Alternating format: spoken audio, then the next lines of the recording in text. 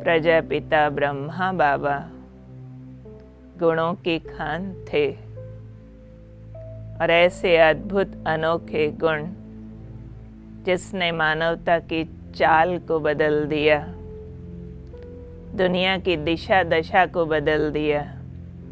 जो दुनिया गिरावट की ओर आ रही थी वो उन्नति की ओर चलने लगी। बहुत बड़ी विशेषता थी ब्रह्मा बाबा में विनम्रता की। इतनी महान हस्ती होते हुए जिनके तन में परमात्मा आए, अपने विद्यालय के आदि संस्थापक होते हुए भी उन्होंने कभी अपने आप को आगे नहीं कहा, न माना, न गुरु पद स्वीकार किया। वंडरफुल, माताओं बहनों को अपने से आगे कर दिया।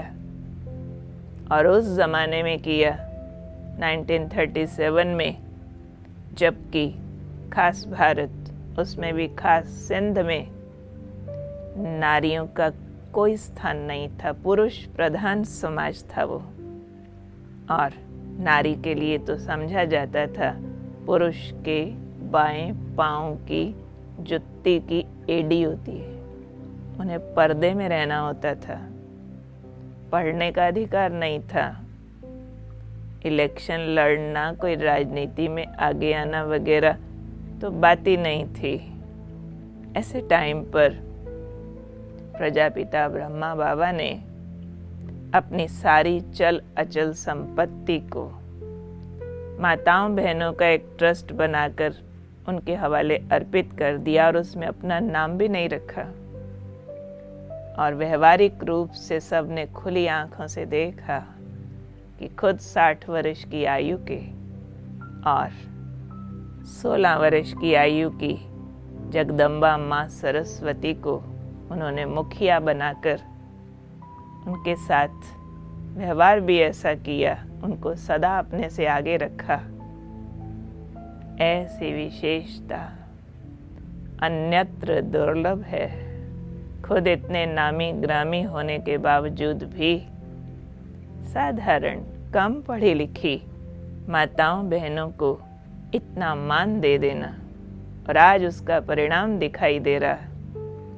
प्रजापिता ब्रह्मा कुमारी ईश्वरी विश्वविद्यालय, नाम में भी ब्रह्मा कुमारी शब्द आ रहा, और पूरे विश्व में फैले ब्रह्मा कुमारी सेंटर्स, सब पर बहनें संचालिका होती हैं। और इंटरनेशनल हेडक्वार्टर में भी दादी जी, गुलजार दादी जी एडमिनिस्ट्रेटिव चीफ के रूप में हैं। उससे पहले दादी जानकी जी थे, उससे पहले दादी प्रकाश मणि जी थे, और ब्रह्मा बाबा के अपने जीवन काल में जगदम्बा माँ सरस्वती मुख्य संचालिका के रूप में रही। ये अपने आप में एक अनोखा मिसाल है पूरे विश्व में कि ये नारी शक्ति का प्रतीक कैसे बना ये विद्यालय। उसका कारण केवल ब्रह्मा बाबा की दूरदर्शिता, कि जो काम माताएं बहनें कर सकती हैं, नारी शक्ति कर सकती है, और कोई नहीं कर सकता।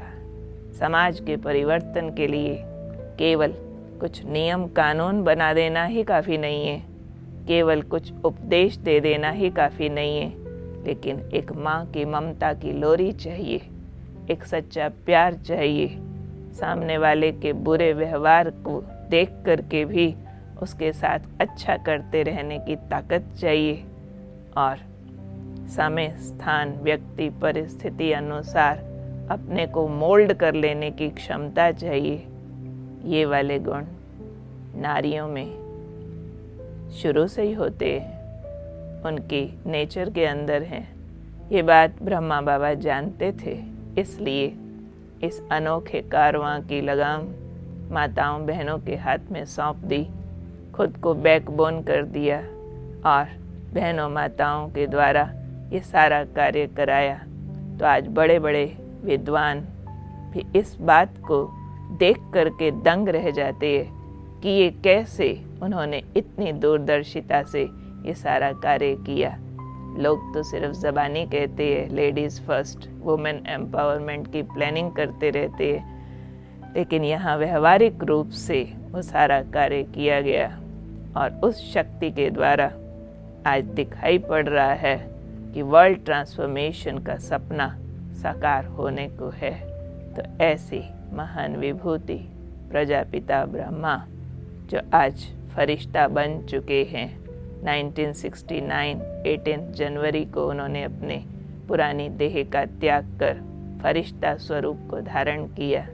आज भी उस फरिश्ता स्वरूप से वो हम सबसे मिलते हैं, मार्ग प्रदर्शन करते हैं, शक्तियाँ देते हैं और उनके जैसा बनने का हम सब कृत संकल्प हैं। क्या कहें उस महानतम हस्ती के लिए जो रथ भगवान के काम आ गया। वो देह रूपी रथ ऐसा विचित्र, अनुपम, अनोखा, जिसके द्वारा उस परम शक्ति ने अपने को व्यक्त किया, अपने कर्म किए और उनके मुखारविंद से ईश्वर की दिव्य वाणी उच्चारण हुई, जिसने लाखों मनुष्य आत्माओं को पतित से पावन बना दिया। वो महापुरुष आदि पिता ब्रह्मा बाबा, आज हम उनके उस महानतम व्यक्तित्व को श्रद्धा से नमन करते हैं और उनके पद चिन्हों पर चलने का संकल्प करते हैं। क्या कदम उन्होंने चल के दिखाए। वो तो मानव से फरिश्ता हो गए और आज भी फरिश्ता रूप से सारी मानवता के कल्याण के कर्तव्य पर फरिश्तों की दुनिया में उपस्थित हैं। वो प्यारे ब्रह्मा बाबा, मेरे दिल पर क्या अमिट छाप छोड़ी है उन्होंने, मैं बता नहीं सकती। मैं छोटी सी 16 वर्ष की थी, एक किताब मिली थी, जीवन को पलटाने वाली एक अद्भुत जीवन कहानी, जिसमें इस महानतम हस्ती के जीवन चरित्र थे कि कैसे वो महान हस्ती ईश्वर को अपने तन में उतरने पर बांध पाई। वो गाथा मैंने पढ़ी और मेरा जीवन पलट गया कि मन न चित, मन के दूर कई किलोमीटर दूर तक भी हम ऐसे महान व्यक्तित्व की कल्पना तक भी नहीं कर सकते थे। हम तो ब्रह्मा को केवल एक आसमानी हस्ती समझते थे कि कोई ऊपर आसमान में बैठा देवता है और उसने संकल्प से सृष्टि रच दी होगी। लेकिन एक धरती का मानव, एक गृहस्थी, एक व्यापारी, एक भक्त, उसके अंदर इतनी महान भावनाएं हो सकती है, इतना पोटेंशियल हो सकता है, जो पूरे विश्व कल्याण के लिए अग्रणीय हो जाए और सर्व के पिता को अपनी देह में स्थान दे दे। वो अगम अगोचर निराकार उसके अंदर आकर के प्रकट होकर अपना आदि मध्य अंत हम सबके आगे प्रस्तुत किया। वो प्रभु मिलन की अनुभूतियां उन दो नयनों के द्वारा हुई। वो दो अनोखी खिड़कियां जादू की डबियां बन गई, निराकार को दिखाने वाली, और हमारा जीवन पलट गई। मेरे जैसी 40,000 कुमारियां दुनिया की विलासिता और फैशन को छोड़कर इस पवित्र और सादगी के मार्ग पर चल पड़ी।